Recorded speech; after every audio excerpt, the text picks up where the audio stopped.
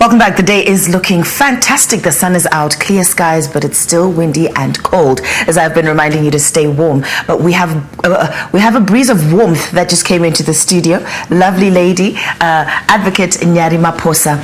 She is a lawyer, and she's going to be talking to us about a seminar that they are holding, the Marriages Act and Inheritance Law Facts and Myths. I mean, some of these questions are really a lot. People do want to understand what's really happening when it comes to divorce, when it comes to people dying, when it comes to all sorts.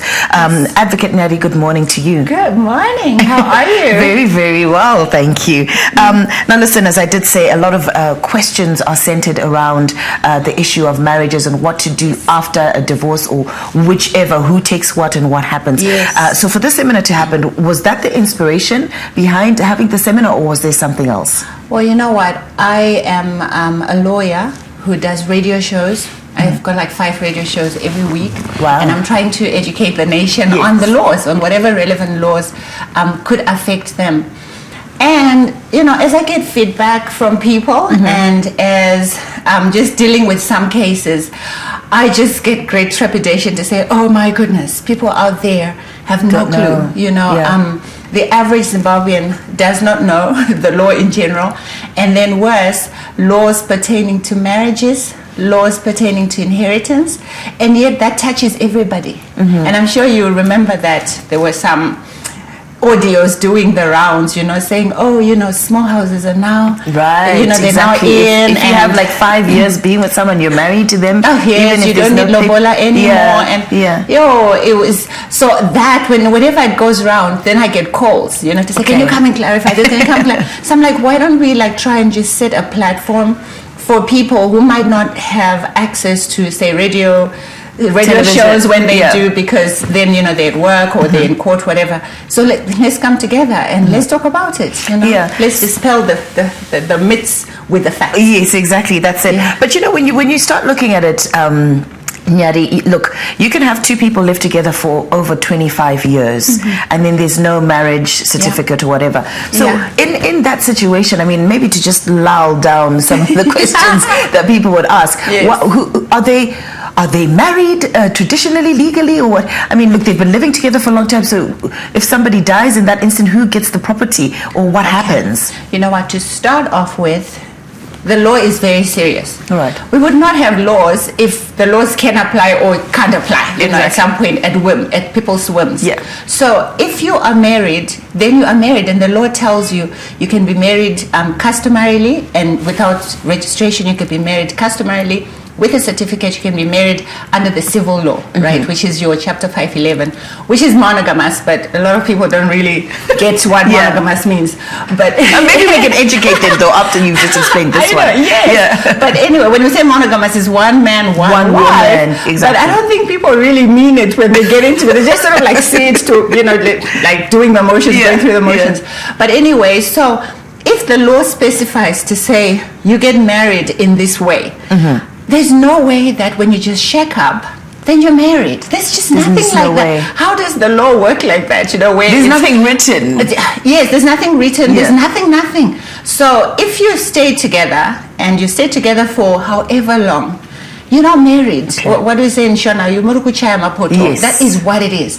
But where the law steps in is obviously when people live together for a long time without being married, whether or not, you know, being married. They're going to buy properties together. Right. They're going to make investments together. They're going to have children. Exactly. You know. So when they are separating, right, then the law will step in to say, how do we even things out between the two of you? Okay. Or if one person dies, then maybe because the other person was investing in the relationship financially, property-wise, whatever, the law will look at what they might be entitled to. I see. That's really pretty much it. It's not during the existence of this shacking up. It is not an institution that is recognized in Zimbabwe. It's not. Kuchaya mapoto. But when you are now separating, then that is when, and then they're having issues with whose fridge is this, who brought the sofas, you know, who brought in the sofas, that stand, that's when the law, my 5,000, whatever. That's when the law will come and say, oh, okay, on the basis of unjust enrichment. The law does not allow a person to benefit, from the strength and efforts and time of another person without compensation. I see. That's really that. But say I've been living with somebody 25 years and we agree, or maybe we write it down to agreement here, and if we separate or if someone dies, does that hold? Because and between us, we've signed an agreement. Between the two of you, if you wish to, because contracts are contracts. There will not be marriage contracts, but it will be some type of contract, okay? And I'm sure the two will be bound by it. Okay. But people are never that organized. You never really think about those things, do you? And usually people live together like that. I know women always want to get married. Yes. I think they say, I want him to make an honest woman out of me. Out of me, exactly. So the years pass with a promise that I am going to marry you and the expectation that he's going to marry me. Yeah. So usually there's no other contract that is there. Yeah. But these days you never know, man, Generation Z. So we're talking about these days generation, and we're talking about issues of inheritance as well. Yes. Because in the Bible it says that inheritance left for the children's children. So now when you start thinking about that aspect, you're like, okay, so if my husband dies, does the house belong to me as the wife, or it belongs to the children? Because other people say that, listen, lady, if you're going to get married to another man, then that means that house that you bought with your husband, who passed, your late husband, now becomes kind of property with the new husband. And what about the children's? So can you just maybe iron out that story? All right. So we have, when a person dies and they don't have a will, we say they have died testate, because there's a testamentary document that they have left behind. If they don't have a will, it's intestate. So if they have a will, the property will devolve according to the will. And it can, and if it was entirely in my name, I can leave it to a trust, I can leave it to a school, to a church, to my parents, whatever. So people respect the will first. But if there's no will, then the law steps in. Okay. Because it's intestate. And what the law now says, which is great, is that the matrimonial home, right, which is yours, not rented. The matrimonial home. Thanks for that clarity.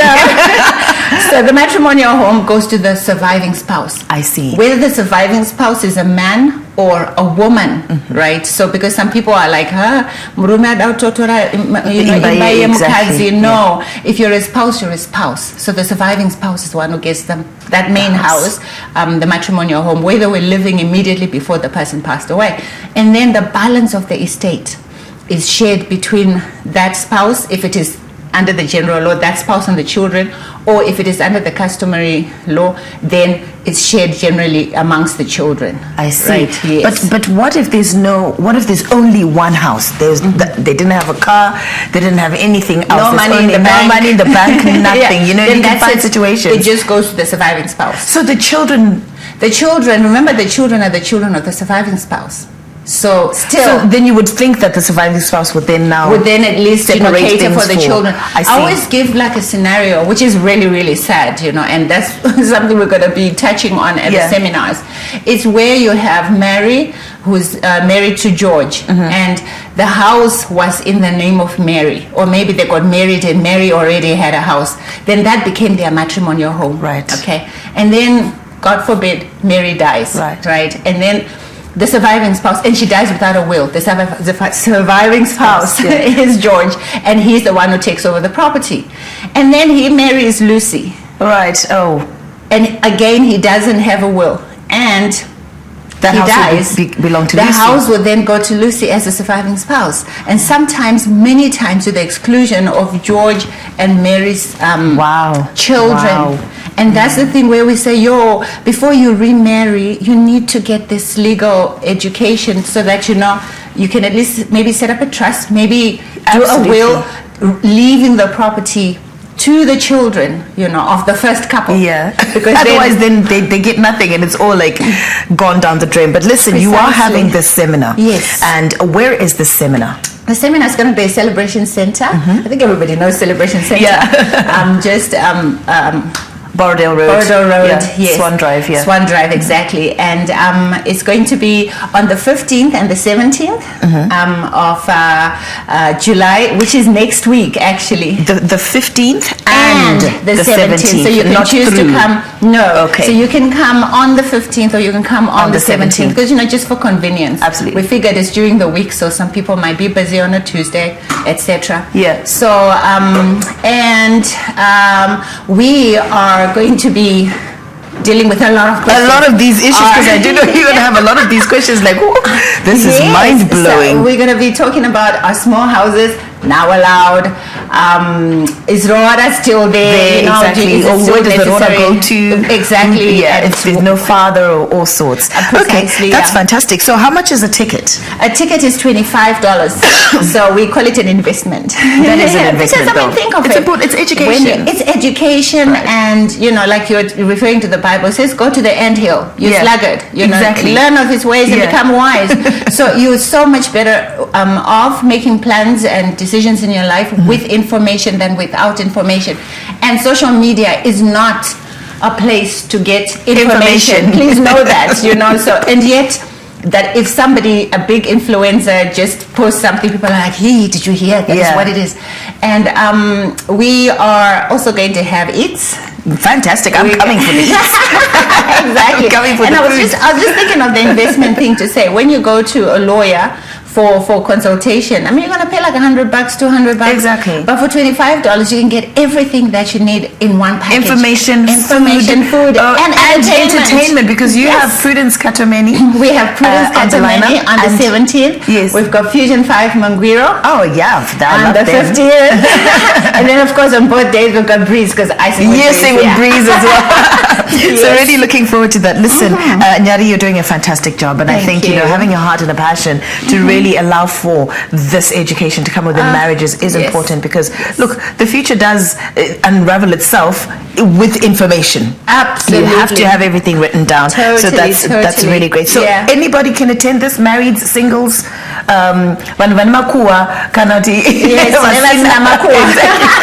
so never that socialize. Yes, never socialize.